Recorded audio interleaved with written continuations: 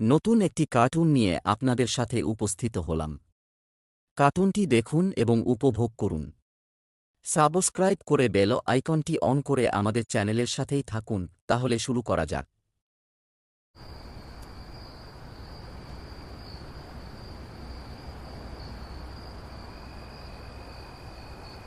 আরে ভাই, আজকে তোর জন্য প্রোগ্রাম থেকে আসতে লেট হয়ে গেল। আমার কি করার বল, এতদিন পর প্রোগ্রামটা হলো, পুরোটা না দেখে কি আমি আসতে পারতাম? সামনেই শ্মশান ঘাট, ওই দিক দিয়া রাতের বেলা যাওয়া ঠিক হবে না। আরে ভাই, এত ভয় পাস কেন? এখানে আবার কিসের ভয়? এমনিতেই রাত অনেক গভীর হয়ে গেছে, আম্মু ও বকবে আবার এই শ্মশান ঘাট দিয়ে যাব। আচ্ছা আয়। দুই বন্ধু ভাবছিল এবং গল্প করছিল, হঠাৎ তাদের সামনে একটি ব্যক্তি আসে এবং তাদের বলে, তোমরা কি আমার সাথে যাবে? আমিও শ্মশান ঘাটের রাস্তা দিয়ে যাচ্ছি। ওরা দুই বন্ধু বুকে সাহস পেল, কিন্তু তামিম বলল। আপনি কোথায় যাবেন এত রাতে একা একা? লোকটা কিছু না বলে যখন জুড়ে জুড়ে হাঁটতে শুরু করল, রতন আর তামিম কিছুটা ভয় পেল।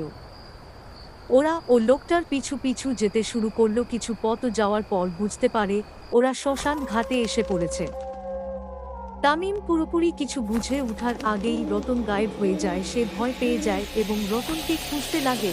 তখনই হঠাৎ সামনে তার একটি আত্মা আসে। সে দেখে বলে, কে তুমি? তখন আত্মাটি বলে, আমাকে তোমরা চিনতে পারছো না?